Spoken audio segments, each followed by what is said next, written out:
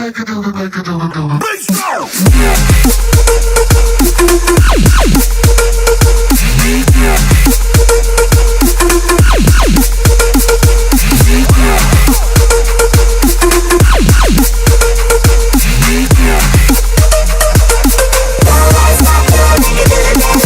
what's up guys? Chris Douglas here at RN Fitness Network. Hopefully you guys are following me on Instagram at RN Fitness Network or my personal handle at RN Fitness Prez. Hopefully you've liked the Facebook page and have checked out the 2 nutritional plans that I'm going to talk about today and the 4-week workouts that I upload every month as well. So we're going to talk about the 2 of these and then we'll kind of compare and contrast parts of them, how parts of some work for one but don't work for the other. So intermittent fasting in a nutshell is a 16-hour fast and an 8-hour binge. So I know this part's already scaring you. 16-hour fast. 16 hours is a long time to go without food, but you pretty much got to divide that by 2 because 5 to 8 hours of this you're asleep. So unless you're dreaming about food, asleep. Gosh, I can't even spell asleep. So you're asleep. So while you're asleep, unless you're dreaming about food, thinking about food, you probably won't be hungry for those 5 to 8 hours. So that only technically leaves you about 8 hours that you have to technically fast. And I know you guys are still thinking 8 hours is quite a long time to fast. I'm not gonna lie, it does. It is a little challenge, but what's success without the struggle? So I'm gonna give you some tips to make it through the 8 hours of fasting. Rule number 1, the most important: drink a gallon of water. Why do I say a gallon? Because it works. The water challenge, the gallon water challenge, will make you feel so much better. It'll increase your energy. It'll make it easier for your body to excrete waste. It'll hydrate your cells, so then you're synthesizing more protein, and you're gonna burn more fat, and you're gonna release everything in your urine that's bad for you, that's toxic for your body, so you're gonna feel great. So this right here is the key to intermittent fasting. Drink a gallon of water a day. 1, it'll help suppress your appetite as well, and it'll keep you adequately hydrated and all the good stuff I talked about. Number 2, everybody's favorite: drink coffee. Coffee is beneficial for you. 1, when you wake up, you can't eat, you can't have carbs, you're not gonna have carbs for 16 hours. It's gonna give you energy. Number 2, it's an appetite suppressant with caffeine in it. So, boom, there you go. Between these 2 right here, your appetite should be at a minimum right there, because drinking a gallon of water is no joke. I don't know if you guys have done the milk. Milk's a lot harder, but a gallon of anything's tough. So, after this, you can eat for 8 hours. And there is one rule: you can eat whatever you want. However, I have suggestions to help you get better results. Number 1, stay away from the trans fats. Trans fats are just awful for you. Trans fats are like McDonald's French fries, so chicken nuggets, KFC, anything deep fried is loaded with trans fats. But don't stay away from fats at all. There are such things as good fats like coconut oil, canola oil, olive oil, and we'll kind of get into all that with the carb window. But so you can eat for 8 hours. The best way to eat for 8 hours is to have 2 large meals. One when you can first eat, so right after your 16-hour fast, and then one right before bed. To get the full effect out of this, like I said, you guys can eat whatever you want, but I suggest that you eat a lot more of protein and fats, because that's going to help build more muscle, burn more fat. Because as long as you keep carbs to a minimum altogether, it's like a broad picture, that's your body's number 1 fuel source, you are going to burn more fat because your body's going to look for fats to burn next for your energy. But however, like I said, you've been fasting for 16 hours. If you want carbs, eat carbs. You won't lose as much weight, but you still will lose a lot, and I'll get to that even later when we cover both of these. So keep that in mind. And besides that, that's intermittent fasting in a nutshell. It's pretty easy. Number 2, the carb window. There's one rule, actually 2 rules broken up into one rule broken up into 2 parts. You can't eat carbs 4 hours after waking up and 4 hours before bed. So with this, you really are going to be, let's say you sleep again for 5 to 8 hours. So let's say sleep and fasting. And then add another 4 onto that, which gives us 9 to 12 hours fasting of carbs, which are, like I said, your body's number one source of energy. So if it's present, your body's going to burn it, and also if you load up on it, your body's going to store it. So how do we avoid that? Carb window and intermittent fasting. But another good aspect of this, so if you can't have carbs for 4 hours after waking up, what can you eat? Proteins and fats. So, good thing to have in the morning, eggs and bacon. Protein, and if you cook your eggs in coconut oil, they taste better, and they're good fats that'll give you energy. And then you can get your bacon in as well. And then, along with this, I also want you to work out. So then you're going to do an empty stomach workout of carbs. So your body's not going to have any carbs present. So A, use some pre-workout, or B, use some coffee. And it is kind of difficult to work out on a full stomach, so I would say eat lightly and then save the other half for after your workout. So, and then if you're going to work out, why do I say work out in this time frame? Because you've been fasting from carbs for this long, 9 to 12 hours. And then you're going to go to the gym, you're going to do a bunch of exercises, and your body's going to be looking for the carbs that aren't going to be there. So then it's going to have to resort to the fats to burn. Ta-da! So, after this,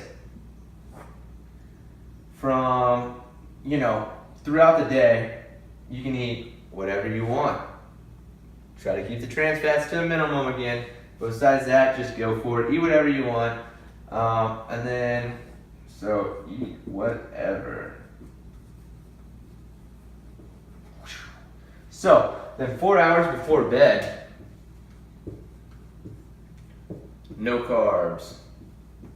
Which brings us back to what can you eat if you want something in your stomach before bed? Proteins and fats. And you're saying, fats before bed? Yeah, it's not bad because your body's going to be using that to burn, or actually for energy while you're sleeping, for all the protein synthesis it's going to be doing with the proteins that you're going to give your body before bed. Mind blown right now, I hope it is. So, let's see, evidence behind this one, carb window. My roommate, my junior and senior year of college, he went from 230 to 190 my junior year on this diet during the school year. So it's not a full year, it's just a school year. So 9 months, 8 months, whatever it is now. And then he maintained that weight through the senior year, doing the same thing. And granted, he was eating what he wanted and was making smart choices in the eat window, or the carb window, I guess you could call it. So, and then he had to focus on this part, because I've been trying to gain weight, and I've gained a lot of weight since those days. But I was ordering Pizza Hut and pan pizzas, breadsticks, and this dude stayed true to it. Like I said, he lost like 40 pounds, so keep something to look forward to. Intermittent fasting. Be the first one, and if you are, I applaud you, but you probably don't want it. Be the first person to gain weight on intermittent fasting. It's tough, it's difficult. I personally tried intermittent fasting because I was like, I'll lean up and I'll gain some weight. Wrong. I lost like 5 or 7 pounds in a week and a half intermittent fasting, but I got shredded because, in a nutshell, with intermittent fasting, you have this 8 hours to eat, but you don't have the 16 hours to eat as many calories as you typically do in a day. If you think about it, you're cutting your eating window in half, and then your body has to digest, and your stomach is only so big, it can only fit so much food, And after you're fasting for 16 hours, your stomach will actually shrink a little bit. So then, realistically, you're not going to be able to eat as much. So what I tell people is that they'll drop 500 to 1,000 calories a day on just this one. Which, in turn, 500 calories in 1 week per day equals 3,500 calories, which just so happens to equal 1 pound. And then if you're dropping 1,000 per day, that's going to equal 7,000 calories, and then you're going to be at 2 pounds in 1 week, which keeps you right in a healthy window of weight loss, 1 to 2 pounds per week. Eating what you want for 8 hours a day. Great. Something I forgot about this. So with intermittent fasting, you're going to do a carb spike with your second meal, your big one before bed, if that's the way you choose to do it. No matter what, before bed, I want you to do a carb spike. Because this is going to help get your blood sugar way up, and then you're going to have your sugar high, and then right when you fall asleep, you'll start to crash, which will actually help you get into a deeper sleep, which will help your body recover better with all the stuff that you ate for the last 8 hours. And your body's going to be so efficient with the food that you ate the last 8 hours. The carb window, I don't want you to have carbs because you're getting your carbs throughout the day, and the windows are set up as like your catabolic or more of just your fat burning windows because the sleep. So realistically, I said, I guess 5 to 8 hours you're fasting, but you got to add another 4, I guess, for the other side of the window. So that puts you at 13 to 14, 15, 16, 13 or 14 to 16 hours of fasting. I don't know, my math might be a little off there. I'm one of those, I got to write it down all the way and, go out. But anyways, so you're still fasting for 16 hours here. It's just a different setup. So with this one, no carbs before bed, no carbs after you wake up. Keeps you out of your carb windows, and you have all the carbs you want throughout the day. This one, you're going to do fast for 16 total hours. You're going to eat whatever you want for 8 hours, keeping the trans fats to a minimum. And then you're going to do a carb spike before bed. Both of these diets, I promise you, you will lose weight on. Like I said, my buddy B, 40 pounds, 1 year, and he's actually still 190. I know I said he kept it off my senior year, but he is still 190. He's looking slim. Granted, he's worked his ass off in the weight room, but he's done workouts that'll help him with the diet, and it all comes together as one, and he's successful. Intermittent fasting, like I said, hard to keep up, hard to eat enough calories to gain weight. So, like I said, be the first person to gain weight. I'll probably clap, and then I'll say, I wish I was you. And then I'll be like, all right, well, here's some ideas to help lose weight with intermittent fasting. But I don't think that'll be a problem. I think that's everything I wanted to cover with you guys. Don't be afraid to eat good fats. As you can tell, I say eat fats in these and you'll lose weight. That's it. That's all I got. Chris Douglas here with RM Fitness. I hope you liked the video. Please subscribe. Comment below. Ask any questions, comments, concerns. Just let me know how you liked it. Follow me on Instagram, RM Fitness Network. My personal handle, RM Fitness Prez. Check out the Twitter account, RM Fitness NTWK. And the Facebook page, which is where you can find both of these diet plans written out on paper for free. And they'll be on the website that's almost done. So check all that out. Also, you might see these shirts popping up here pretty soon. Gonna get an order in of those. So hit me up if you want those.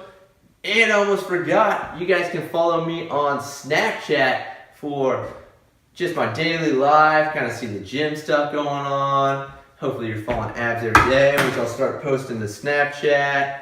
And I think that wraps it all up. Snapchat name at Sherm, SHER 5 M's, 1, 2, 3, 4, 5.